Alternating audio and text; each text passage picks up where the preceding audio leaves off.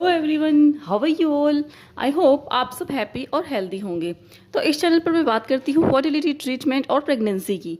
तो इसमें मैं अपना पर्सनल एक्सपीरियंस भी शेयर करती हूँ। तो आज मैं आपके साथ बहुत ज़्यादा रिक्वेस्टेड वीडियो है, ये बहुत बार मुझसे क्वेश्चन पूछा जाता है, तो आज मैंने सारी चीज़ों को कंबाइन कर दिया है अपने सिम्टम्स को लेकर। तो आईयूआई और आईवीएफ दोनों के 2 वीक्स वेट है, ऑलमोस्ट सेम होते हैं।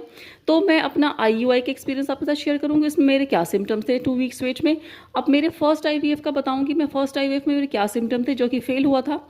मैं सेकंड आईवीएफ के बारे में बात करूंगी जो मेरा पॉजिटिव आया था।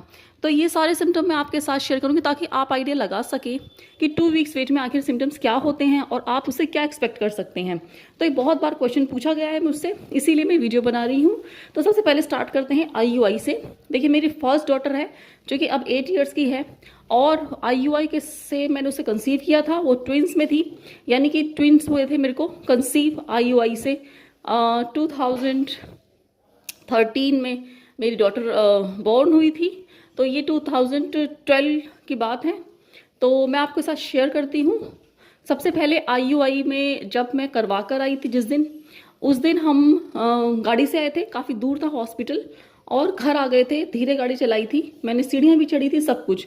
तो उस टाइम मैं अपना क्लिनिक की प्रैक्टिस कर रही थी और मैंने कोई छुट्टी नहीं ली थी और मुझे एज़ यूजुअल कोई एक्सपेक्टेशन नहीं थी, क्योंकि काफ़ी बार नेगेटिव आ गया था मेरा प्रेगनेंसी टेस्ट, काफ़ी बार ट्राई करके, और 1-2 आईयूआई फेल भी हो गए थे।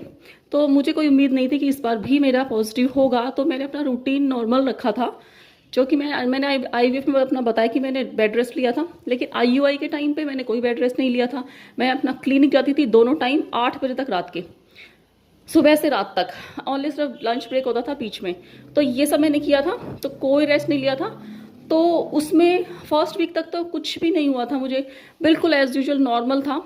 उसके बाद 8th डे से, 8th डे बहुत इंपॉर्टेंट है मेरे को। आईवीएफ में भी 6th डे से स्टार्ट हुआ था।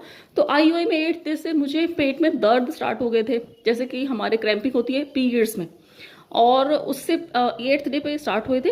लेकिन 6th डे पे ब्रेस्ट में इचिंग होनी स्टार्ट हो गई थी बहुत ज़्यादा। मुझे लग रहा था कि पता नहीं क्या हो गया है, कुछ इन्फेक्शन हो गया है, क्योंकि ऐसा लगता था कि कुछ, जैसे तो बहुत ज़्यादा इचिंग होती थी, जैसे किसी ने कुछ काट लिया हो, किसी मच्छर ने या किसी ने।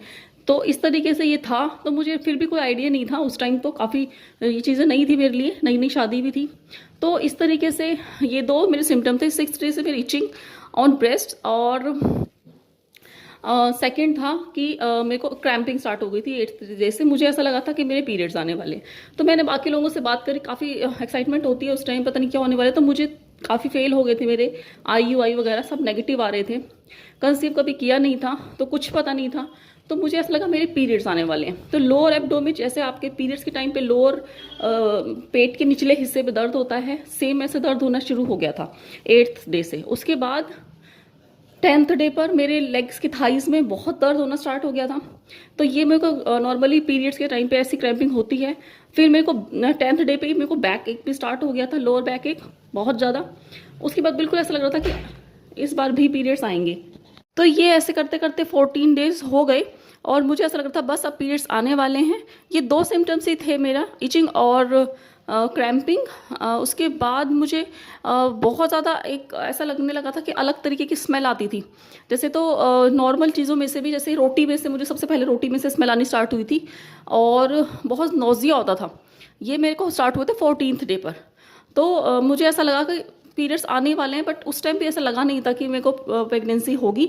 तो मैंने कोई टेस्ट नहीं किया, डर के मारे कि नेगेटिव ही होगा। तो मैंने 16th डे पर टेस्ट किया था अपना, मेरे पॉजिटिव। मैंने रात को टेस्ट किया था क्योंकि मुझे ऐसा लग रहा था कि क्या पता प्रेगनेंसी में ब्लीडिंग हो जाती है, तो कहीं ब्लीडिंग हो जाए और मुझे ऐसा लगे कि पीरियड्स आ गए हैं। तो मैं एक बार टेस्ट करके देख लेती। तो मैंने रात के 8 बजे टेस्ट किया था 16th डे पर, रात के 8 बजे, और बिल्कुल डार्क लाइन आ गई थी। तो यकीन ही नहीं हुआ था। तो उसके बाद नेक्स्ट डे जब मेरा बीटा एससीजी हुआ, हम डॉक्टर के पास गए, तो मेरा जो बीटा एससीजी है वो 5500 के करीब आया था, क्योंकि मेरी ट्विंस प्रेगनेंसी थी और इसीलिए मेरे को बहुत ज़्यादा पेन हो रहा था सब जगह। तो फिर हमने डॉक्टर से बात की, तो ऐसे ऐसे कि पीरियड्स के सिम्टम आ रहे हैं। अनफॉर्चुनेटली मेरे को ब्लीडिंग हो गई थी।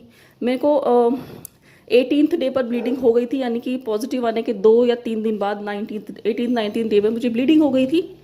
और क्योंकि मैंने बहुत सारा काम कर लिया था, मैंने कोई क्लिनिक से भी ब्रेक नहीं लिया था रात तक, सुबह से 10 बजे से रात के 8 बजे तक क्लिनिक था, सिर्फ लंच ब्रेक होता था 1 घंटे का। तो मैंने बहुत, और मैंने हिंदी टॉयलेट यूज़ किया था। मुझे नहीं पता कि इन सब चीज़ों से हुआ या नहीं, लेकिन मेरे को 2-3 दिन बाद भी ब्लीडिंग स्टार्ट हो गई थी और मैं कंप्लीट बेड रेस्ट पे चली गई थी। तो ये थी मेरे IUI के सिम्टम्स। और अब मैं बताती हूँ आपको IVF के सिम्टम। IVF में फर्स्ट IVF जब हुआ था तो मुझे वो फेल हुआ था, लेकिन उसका डॉक्टर ने बोला था कि मिसकैरेज है, यानी कि आपका जो पीरियड आने से पहले ही मिसकैरेज हो जाता है वो है। तो उसमें मेरे को सिम्टम 10th डे पर वही क्रैम्पिंग स्टार्ट हो गई थी, ऐसा लग रहा था कि पीरियड्स आने वाले हैं।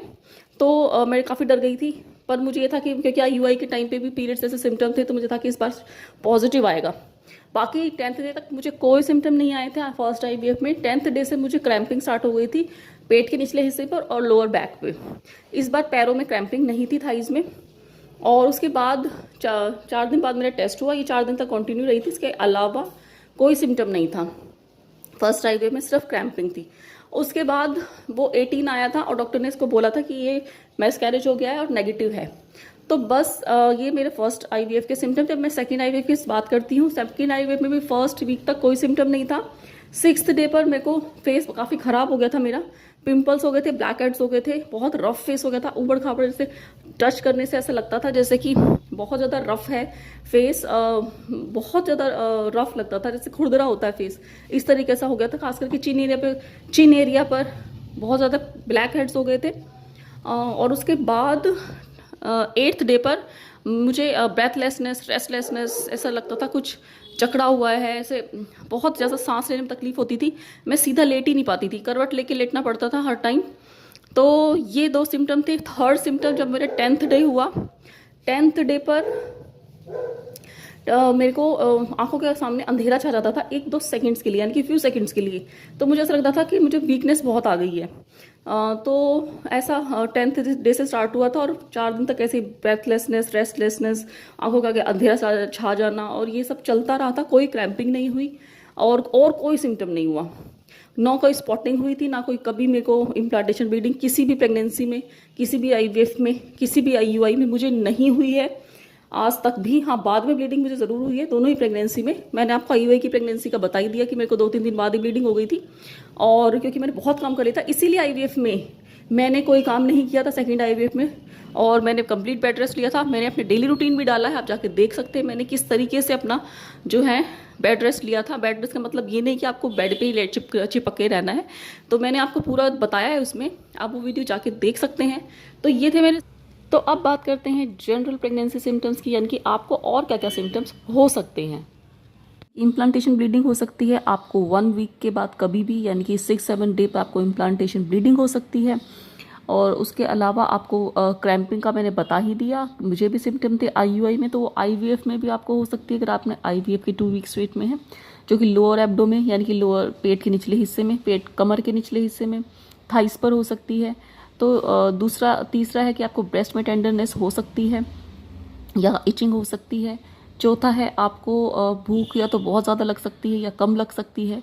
5वां है आपको नोज़िया हो सकता है। देखिए, नोज़िया वैसे तो लेट प्रेगनेंसी सिम्टम है, बट ये कभी कभी नोज़िया हो जाता है। नेक्स्ट है आपको यूरिन की आउटपुट बढ़ सकती है, क्योंकि आपको प्यास ज़्यादा लग सकती है।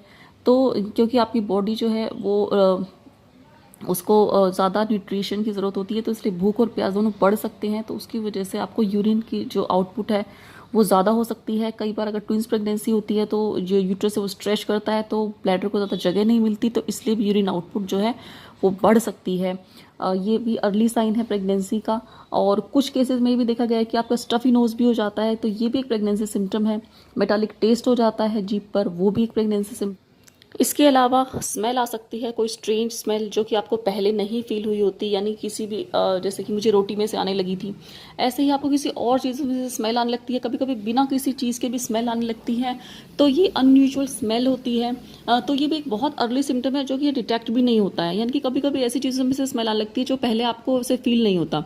या फिर कभी कभी कोई चीज़ खाने से आपका जीभ मचलने लगता है, या आपको उसका टेस्ट गंदा लगने लगता है, या कुछ आपकी जो प्रायोरिटीज़ हैं वो चेंज हो लगती है, कि आपको कुछ चीज़ कुछ ज़्यादा चीज़ें अच्छी लगने लगती हैं, जैसे कुछ को मीठा ज़्यादा अच्छा लगने लगता है जो कि आपको पहले नहीं अच्छा लगता।